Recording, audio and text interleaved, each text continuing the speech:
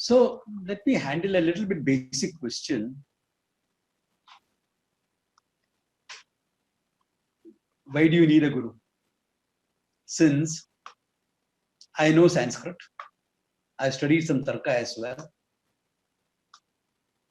Why cannot I read and understand it myself?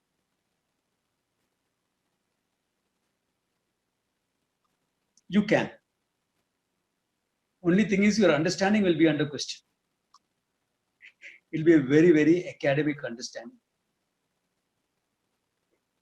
Because a lot of words used for the Atma are words defining the Atma, words revealing what the Atma is. And you will tend to convert it into an adjective for the Atma. Atma is Satyam Jnanam Anantam or Sachidananda. Existence, knowledge, bliss.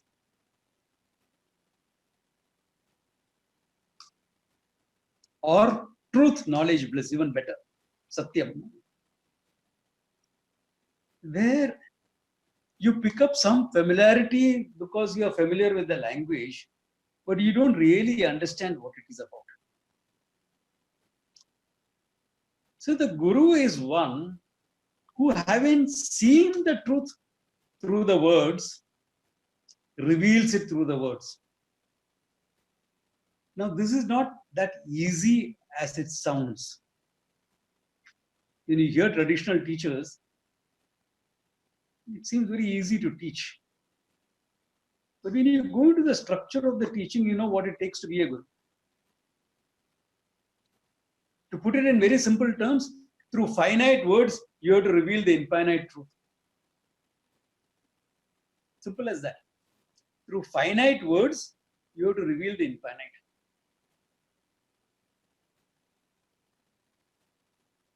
So if you're reading it on your own or trying it on your own, you'll keep on adding words.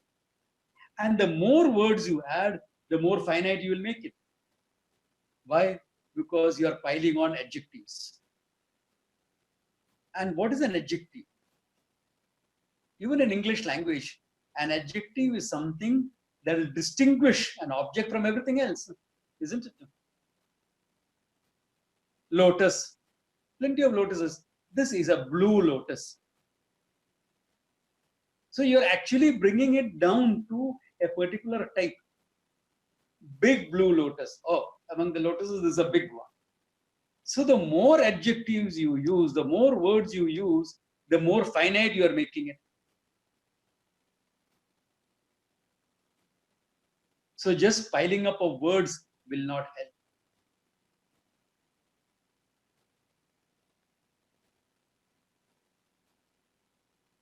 Or you will read a book and say, the truth is pointed out.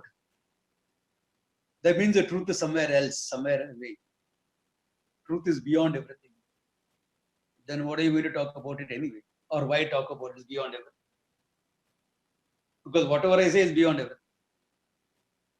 Then like some modern teachers, you will make it, have to experience it. Forgetting that all experience is finite in nature, time bound in nature.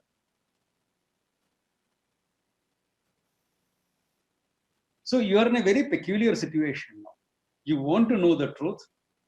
And the pramana is the shabda, the means of knowing the truth.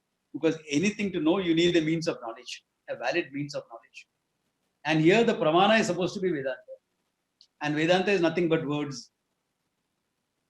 Therefore, how are you going to do it?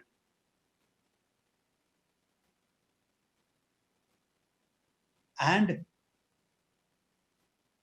the thing here is what you want to know and what you want to be and what you are is one and the same. What you want to know is Ananda, the limitlessness. And you don't just want to know it, you want to be it. And in the vision of Vedanta, you are it. So can you see now how subtle the communication becomes?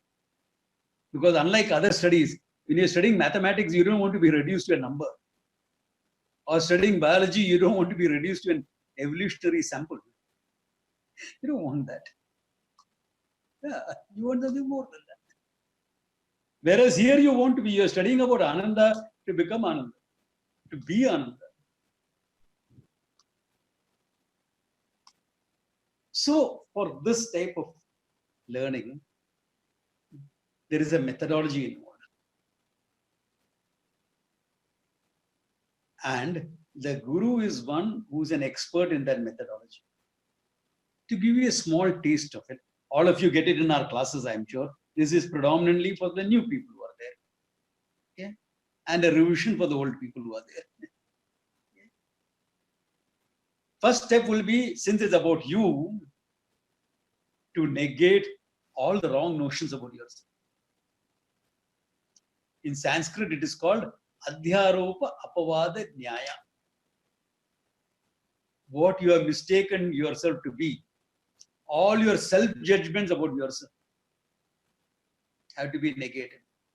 So the simple way the Upanishad does it is negate that you are the body and mind. Your body, your emotions, your knowledge, your ignorance.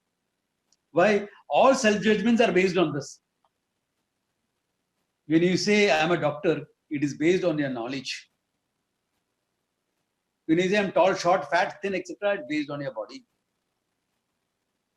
When you say, I am loving, etc., based on your emotions. But very often the teacher has to negate not only just body, mind, etc. It also has to negate some of these special notions depending upon your background.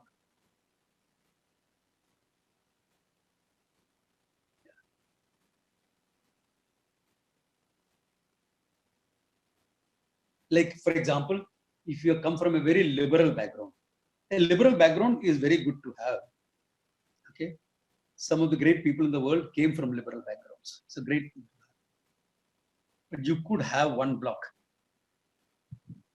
After all, there are various points to the truth. The truth is out there somewhere. How can I say this is the truth?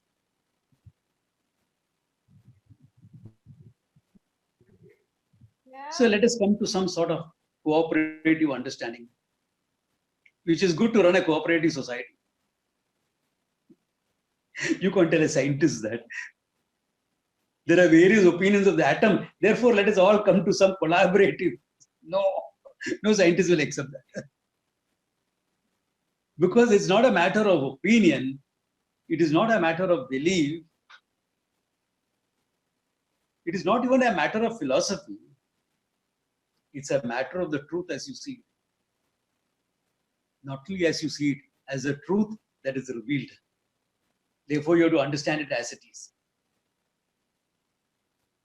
Therefore, a lot of these judgments will have to be negated. And that's difficult, let me tell you that. People come with so many notions, so many pet ideas. Instead of understanding, they get upset. Therefore, Adhyaropa Apavada becomes important. It doesn't stop there. Then the truth has to be revealed. Through finite word, the infinite being has to be revealed.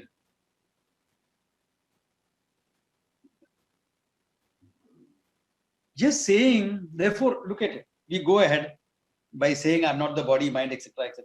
Fine. All right. Then what am I is still there?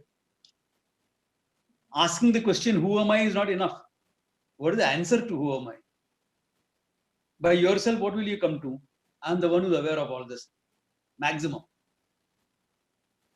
That I am independent of the body, mind, knowledge, ignorance, emotions, etc. It's only a halfway house. That's the height of Viveka.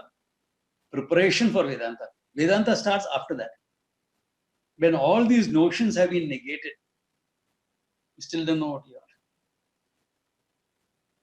Then you use a word on the basis of how the paradigm started, like if it is negation of body, mind, etc.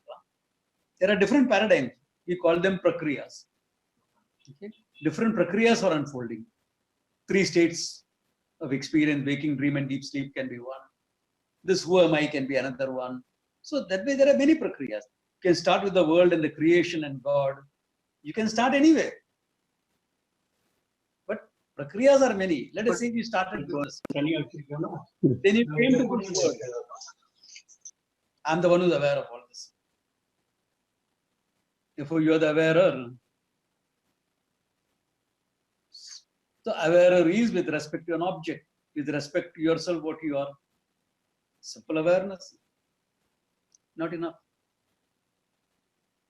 Why? Because from this awareness, you have to negate all ideas of time and space, all ideas of the reality of the world which stands confronting the reality of what you are. You may have negated, I'm not the body, I'm not the mind. Then I'm awareness. What about the world? That is true. There's another reality. So even though you're negated, I am the body, mind, etc., you're taken it back when you're saying the world is standing separate from me, isn't it? Aren't you doing that? So I am awareness is not enough. So for now, I have to dismiss the reality of the world as something that's only experiential, as not real. Therefore, I have to come to the point of Satyam and Mithya. Look at it. Just to make that word awareness work, what all we have to do? To dismiss this as Satyam Mithya. That awareness is Satyam. Satyam means the reality that is there. The pure existence. Everything else is forms of existence. So I have to show that connection between the world and this awareness. That's why the word Satyam is used. It's not an adjective. What is Satyam is awareness, consciousness. And that is limitlessness. So now I have to dismiss time and space for it.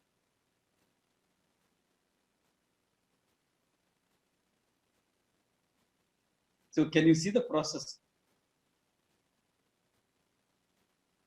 Reading any book will not give it to you. Though it's all there in the book. Take Taittiriya Upanishad, take the Gita, take Kena Upanishad, any Upanishad. It's all there. It's all there in it. But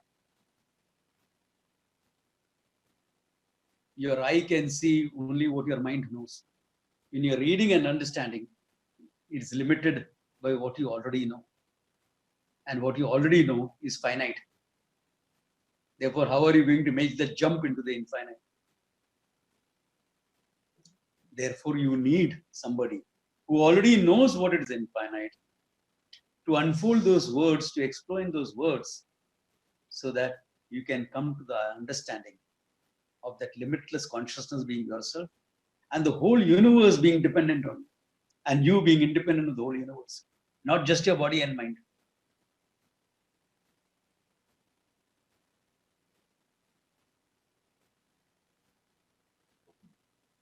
So this process of teaching, this is the process of teaching. This is a methodology of teaching, which the closest that came to putting it in a written tradition was Shankara in his Bhashyas. But the Bhashyas itself has to be explained. I have seen people, scholars who knew Sanskrit, etc. I recently went for a conference. I was very impressed by the scholars' Sanskrit knowledge and how they could very fluently speak in Sanskrit. I was impressed by that. But when it came to the understanding of the truth, sorry, they're very, very lacking. Very lacking. Why? Because no learning from a Sampradayavit. So the Sampradayavit is a guru. That's why the Guru Parampara becomes so important. Because unless you have learned from a traditional guru, you're not going to get it. And where did he get it? From another traditional guru, another Sampradayavit. Where did she get it? From another Sampradayavit. So the Parampara goes on like that. Until where? Sadashiva Samarambham, Shankaracharya Madhyamam, Asmadacharya Paryanta, until my Guru who blessed me with this. And the future also, the Parampara goes on. Or another line, if you want to take, Narayanam Padma Bhuvam Vasishtam Satyam Tatputra Parasharam. Another line, it goes on. It's all from Ishvara itself. It's all from Ishvara itself. And every teacher is a Sampradaya with. In fact, Shankara goes so much to say, Asampradaya with. Murkhavat Upakshiniya. If he's a scholar, but he's not a Sampradaya with, avoid him as though he's a fool. Why he'll confuse you. Not, it's an exaggeration, Arthavada, to highlight the importance of learning from a Sampradaya with.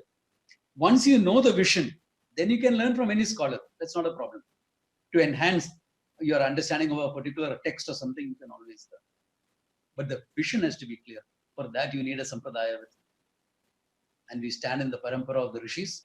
I think we are all blessed for it. That's fine for today. Om Tat Sat.